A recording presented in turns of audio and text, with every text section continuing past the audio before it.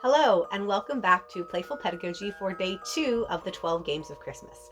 I'm Maureen, and today's game, like yesterday, is used to play games.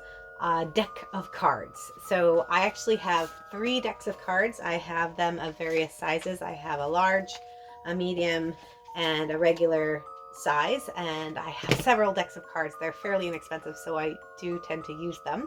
Like dice, playing cards are an incredibly flexible and low-cost teaching tool that can be used across multiple subjects and grade levels. I use my different size cards for different activities, sometimes unique activities, sometimes coordinating activities.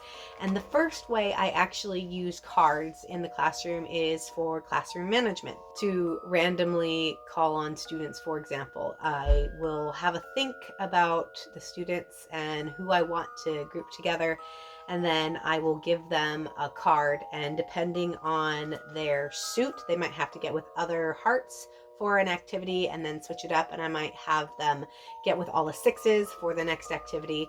There's a fun one called Think, Pair, Share, Square, where each student has to find one other person that has the same number that they do and discuss with them, and then that's the pair.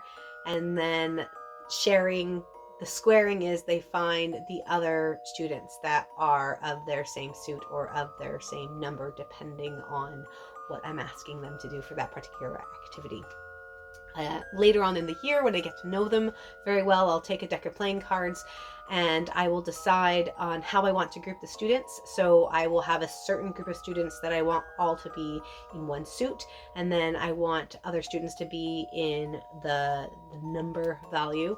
And then I will write their names on that particular card in a specific color. And so I have 3 ways that I can group students. I can group them by suit, or by number, or by color. And my friend Loretta does this very, very well. She uses them for multiple ways in her classroom, either randomly to call on a student, or for classroom management, where to make sure that everybody's doing what they need to at the time they're supposed to.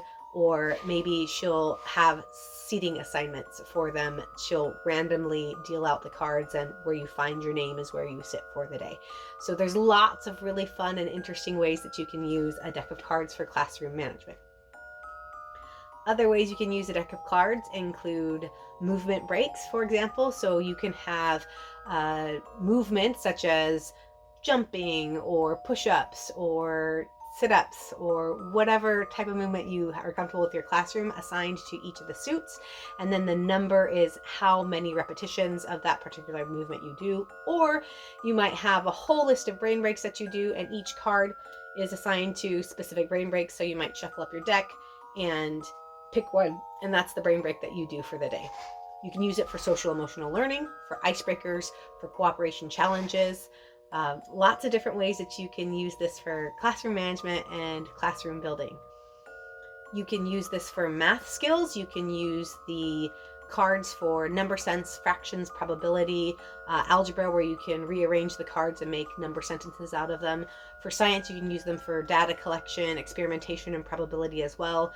And then for literacy and language arts, you can use them for storytelling, for vocabulary, for sentence building. There's lots of different ways that you can use these. Because I teach language acquisition, I will sometimes use the cards for vocabulary building, speaking practice, grammar practice, reading comprehension, writing practice, listening activities, pronunciation and fluency. Several different ways that you can use cards in your classroom, and I will have more details on each of those ways on my website, on my blog. My favorite way to use cards, though, are for revision games. My friend Diana Castro taught me the Lucky Reading Game, which she has on her website, senoraCase.com. I highly recommend it. She has so many great games on there. I have used that particular game many times with my learners, and they love it. It's one of their all-time favorite games. I use this giant deck of cards because it's really easy to see. And the excitement of potentially getting the 3 of hearts, which is worth 30 points, is the most points in the deck, keeps the game fresh and entertaining. So they really love that game. You can also play the card quiz show.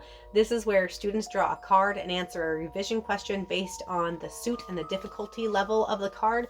So, for example, 4 might be a specific category of question. I'm sorry, the spades might be a specific category of question, and the 4 might be the point value. So if you get the question right, you get 4 points. Whereas if you have a queen of diamonds, the diamonds might be a different type of question, and the queen could be worth 10 or 11 or 12 points, depending on how you want to play the game.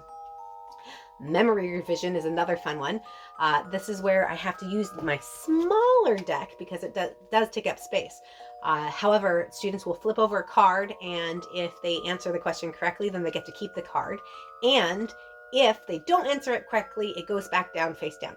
If they have 2 of the same cards, or 3 or 4, then that number of points gets multiplied. For example, if you have 2 2s, it would be worth 4 points. If you have 3 2s, it would be worth 6 points. Or you can square it if you want to do that for math classes. Speed round, a 30-second draw, is where you draw a card and you answer as many of the related revision questions as possible in 30 seconds. So for example, you'd have to answer 3 questions in 30 seconds for this. Oh, that's another 3. Oh, 4 questions this time. More 3s. I have a lot of 3s in this deck, probably really close to the top. So, and then you have the card swap quiz. Students ask and answer revision questions linked to their cards. Then they swap and continue with new partners. So those might have, you would have the card, you would give them the card, and then they'd have to look up and see which question it is, and then they'd change cards, and then they'd go on and quiz each other as they go.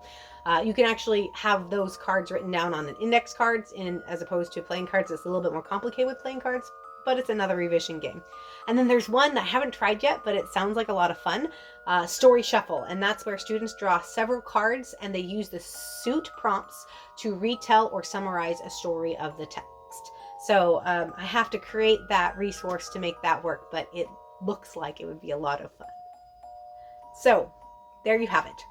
Day 2 of the 12 Games of Christmas, decks of cards in different sizes. I hope you had a wonderful Christmas yesterday and are having a happy Boxing Day today. And I will see you tomorrow for another game. It's one of my favorites, so I'm super excited. So there will be more information on each of these games on my website. So check that out, playfulpedagogy.com, playfulpedagogy.com. And I will see you tomorrow. Bye.